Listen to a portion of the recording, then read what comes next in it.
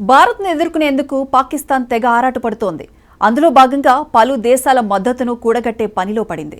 అందులో భాగంగా పాక్ ప్రధాని షెహజాద్ షరీఫ్ పలు దేశాలకు పయనమయ్యారు. బద్ధ శత్రువైన ఇరాన్తో కాళ్ల బేరానికి వచ్చింది పాకిస్తాన్.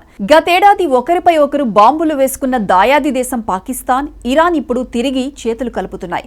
పాకిస్తాన్ ప్రధాని షెహజాద్ షరీఫ్ ఇరాన్ పర్యటన తర్వాత ఈ పరిణామాలు మరింత స్పష్టమయ్యాయి.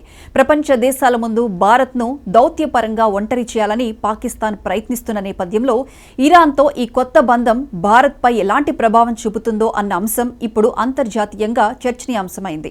ఒకరిపై ఒకరు కాలు దువ్వుకున్న ఈ రెండు దేశాలు ఎందుకు ఒక్కటవుతున్నాయి అనే సందేహాలు కలుగుతున్నాయి.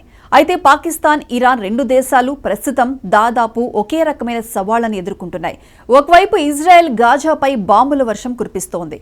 ఇది ఇరాన్ మద్దతు ఉన్న హమాస్కు బలమైన కోట. మరోవైపు పహల్గామ్ ఉగ్రదాడి తరువాత ప్రతిగా ఆపరేషన్ సింధూర్ పేరుతో భారత్ పాకిస్తాన్లోని ఉగ్రవాద శిబిరాలపై భీకర దాడులు చేసింది. ఈ పరిణామాల నేపథ్యంలో ఈ రెండు ముస్లిం దేశాలు తమ శత్రువులను ఎదుర్కోవడానికి దౌత్యపరంగా ఏకమవుతున్నట్లు కనిపిస్తోంది. ఇది వారి మధ్య శత్రుత్వాన్ని వదిలి మళ్లీ చేతులు కలపడానికి ప్రేరణగా నిలిచిందని విశ్లేషకులు భావిస్తున్నారు. అయితే ఇరాన్ పాకిస్తాన్ను పరోక్షంగా సమర్థిస్తూ సమస్యలను చర్చల ద్వారా పరిష్కరించుకోవాలని సూచించింది. ఇది కూడా రెండు దేశాల మధ్య స్నేహం మళ్లీ చిగురించడానికి ఓ కారణం కావచ్చు. షెహజాద్ షరీఫ్, ఇరాన్ నాయకుడు అయతుల్లా అలీ ఖమేనీ మధ్య ఇటీవల జరిగిన సమావేశంలో ముఖ్యంగా ఆపరేషన్ సింధూర్, పీఓకే అంశాలపై చర్చించినట్లు తెలుస్తోంది. ఈ భేటీ అనంతరం షరీఫ్ పాకిస్తాన్ ఎల్లప్పుడూ శాంతియుత చర్చల ద్వారా సమస్యలను పరిష్కరించడానికి సిద్ధంగా ఉందని ప్రకటించారు. అయితే దీన్ని భారత్ కూడా అంగీకరించాలని తెలిపింది. అయితే ఈ నేపథ్యంలోనే ఖమేనీ ఎక్స్లో తన అభిప్రాయాన్ని వ్యక్తం చేస్తూ భారత్ పాకిస్తాన్ల మధ్య విభేదాలు వీలైనంత త్వరగా పరిష్కారం అవుతాయని ఆశాభావం వ్యక్తం చేశారు. ఇరాన్ ఇప్పటికే రెండు దేశాల మధ్య మధ్యవర్తిత్వం చేయడానికి సిద్ధంగా ఉందని ప్రకటించింది. అయితే భారత్ మాత్రం కశ్మీర్ ఒక ద్వైపాక్షిక సమస్య అని, ఇందులో ఏ మూడవ పక్షం జోక్యం చేసుకోకూడదని స్పష్టం చేసింది. పశ్చిమ దేశాల నుంచి తీవ్ర ఒత్తిడి ఉన్నప్పటికీ పాకిస్తాన్ ఎప్పుడూ ఇజ్రాయెల్తో సంబంధాలు పెట్టుకోలేదు. కొన్ని ఇస్లామిక్ దేశాలు ఇజ్రాయెల్కు మద్దతు ఇవ్వడానికి ముందుకు వచ్చినా పాకిస్తాన్ మాత్రం పాలస్తీనులకు మద్దతునిచ్చింది. ఇది కూడా రెండు దేశాల మధ్య స్నేహానికి ఒక కారణం. గతేడాది ఇరాన్ పాకిస్తాన్లోని బలూచిస్తాన్ ప్రాంతంలో ఉన్న జైష్ అల్ అదిల్ ఉగ్రవాద శిబిరాలపై మిసైల్ దాడులు చేసింది. ఈ ఉగ్రవాద సంస్థ ఇరాన్లోని సిస్తాన్, బలూచిస్తాన్ ప్రాంతాల స్వాతంత్ర్యం కోసం పోరాడుతోంది.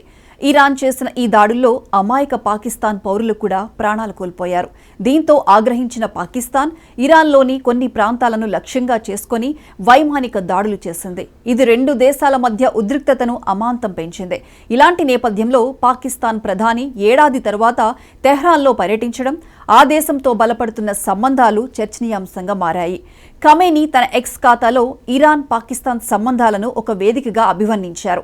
రెండు దేశాలు సోదర దేశాలని, చిన్న చిన్న గొడవలు సహజమని అన్నారు. ప్రపంచవ్యాప్తంగా ఉగ్రవాద కార్యకలాపాలు జరుగుతున్న సమయంలో ముస్లిం దేశాల మధ్య ఐక్యత ఉండాలని పిలుపునిచ్చారు.